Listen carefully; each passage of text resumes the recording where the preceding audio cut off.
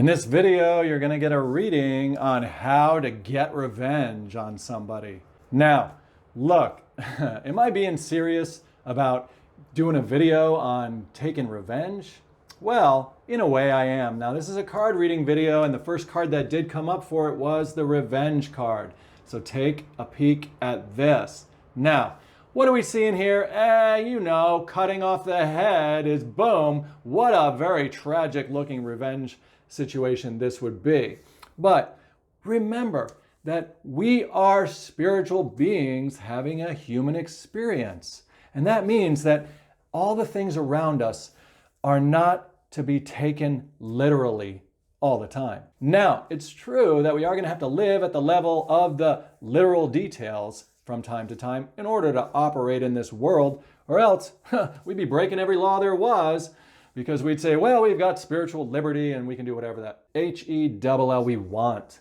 But we're going to abide by the literal duality laws in this world, and at the same time we are going to interpret certain concepts in a way that is spiritual. And in this card, when you see the revenge and you see the head cut off, it does not mean to cut anybody's head off. Do not do that. No, no, no. Of course, I wouldn't have to say that to you. You already know that. What this really is the best way to get revenge is to unhook our mind from the situation, to literally turn away, look over there. Why? Because when we detach our thinking, that's what that means. Detach our thinking from the situation.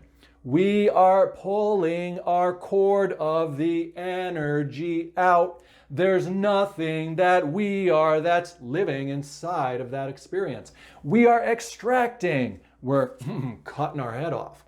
Not literally, again, but we're being the bigger person by doing this because it takes two to battle, to fight, to have any type of vengeance happen. So the best revenge is to pull the plug on the ability to even have the experience go on.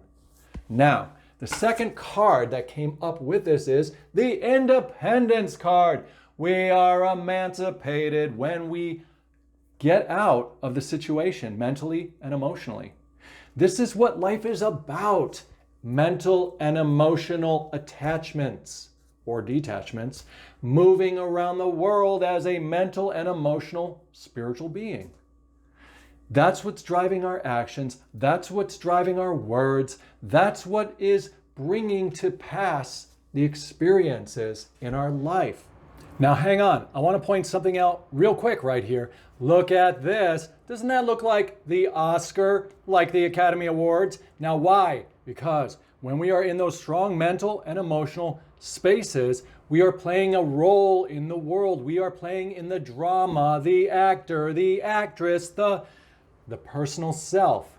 So, when we're in those revengey situations, we want to make sure that we're independent, not lost inside of our emotions and our words and our actions, not playing the part in the drama of life. Because that's where all the conflict can happen. We want to stay somewhat above that. You can see again the circle around here. That's us stepping back and being that conscious, awakened spirit, that spiritually awake being. And if you haven't woken up spiritually yet, or you're unsure, check out my video, Spiritual Awakening 3 Simple Steps. You can also find it on the page. But look, as far as the independence reading goes, there's more for me to say. We are independent. Our life is our own. What we think, feel, and believe makes our movements and our actions go around the wheel of life. That's what we're going to get back in the little waves, the little radio waves of reflection of what we put out comes back in. That's why you see these right here. So you want to be the person who is able to separate themselves from the fights, from the get back at thems, from the revenge. And you can do that because you know that you are an independent agent of the universe. You are an authority inside of your personal life. You're the one conscious being. Look at that third eye around there. You're the one conscious Godhead God consciousness that's living inside of the you. And you have risen above your terrain of your life, including the little things here that are vengeance, the little spats, the little worries that other people are going to do something to you. They can't do a thing because you are the decider, the authority, the conscious awareness, the creator, the independence. You are the independence. So this blue sky here is saying that think of your blue chakra, your throat chakra is your words, your whoa, whoa, whoa, whoa, whoa, whoa, whoa, whoa. Yeah, your words and your emotional expression. You can hear it in my voice. You can feel it in the video. You know that I am controlling my reality. I am moving my words and my emotions out to make a reality that I would love to shout about, would love to have running back into my life. So, the other thing in this card is the moon. It doesn't matter if it's day or night. The moon. It doesn't matter. We're creative beings. We never really sleep. That means that at nighttime, we're still creating the reality that we're living in. And if we want to create a happier reality, then we are simply going to detach, like that card shows, from taking any revenge, because that just ignites a fire that causes some trouble for ourselves. It's a fire of emotional waste. And we don't want to spend all our emotions generating an experience of battle. Why would we want to do that? We're instead going to use our energy, oh yeah, the next card, to create optimism, to create this celebration of anything is possible. There's all the yellow up here. That is the joy of life, the joy of knowing that you are capable, are empowered, are a force in the world of yourself. That you're able to side with your ideas, act on your ideas, implement your ideas, and that you can feel optimistic, you can feel hopeful, you can know that they will come to pass because of what we're learning in this video, which is that everything gets reflected back to us that we imagine and feel and communicate into the world. So, use your power not for focusing on revenge. Use your mind, your words, your use that for the good ideas. Ride your horses towards the renewal of your own personal life. Be that independent agent, not the one who stays back here and falls in love with fighting, with revenge, with an eye for an eye. No, no, no. Hey, make sure you watch this video all the way through the end because there's a special bonus reading piece to this revenge card that you don't want to miss. But it's not going to make any sense until the end of the video. So watch it all the way through and I'll be back with that. Now, the last card in this little video for you is the caution card. Why? It's just a warning. It might be difficult to extract. You might be like, oh, you know what? You don't know, Brian, what they did to me. Blah, blah, blah, blah. Yeah, I'm sure it sucked. I'm sure it was not fair. And I'm sure that it was something that you would prefer didn't happen. Now, remember, sometimes the little animals, they don't know what they're doing. They're emotionally or mentally in a space where they've reacted. And sometimes the things that people do to us are out of emotional and mental disturbances. They are believing something. They are being run by their emotions and they are just going crazy like that. And so we want to be cautious about repaying evil with evil. Now, there is one thing I want to point out about the revenge card. Why you don't really have to worry about taking revenge on anybody for anything they do. Now, it's good to understand them, and that'll bring peace and clarity to yourself and some forgiveness. Doesn't mean you'll forget, but you can forgive. You can understand why they behave that way. But the truer big reason why you don't have to take revenge on anybody is right here in the card. The number 8 which is really the infinity sign. And what does that tell us? The infinity sign tells us that it is God, the source universe, the infinite.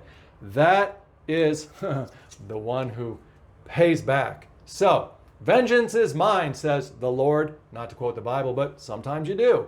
So you don't have to take revenge. You can just realize that it will take its own reflective course in the person's life. They're going to get back what they're putting out. And so we want to be cautious about repaying evil with evil. Check it out here.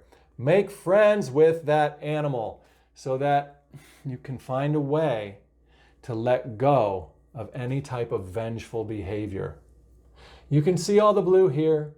That is, again, the throat chakra, communicating by understanding the other person, putting yourself in their shoes, imagining what it'd be like to be them and why they might have behaved the way they did. 9 times out of 10, it's an emotional disturbance that fueled them, that pushed them, that reacted them into a story for themselves that they told to themselves, that they believed for themselves. And as they told that story, it fueled more reaction, it fueled more emotion, it fueled more of this thing that you want to really get revenge for. But you're not going to do that because look at you. You have risen above that whole world. You've got your crown. You've got your emancipation of optimism, which you can see in the yellow here. You're wearing it on your top. You've got the green heart chakra on your skirt coming down, and boom, boom, boom, the crown of joy on the top of your head. And you, my friends, want to make sure you take caution on what you're putting out, what you're feeding the little projects and little animals and little peoples of your life,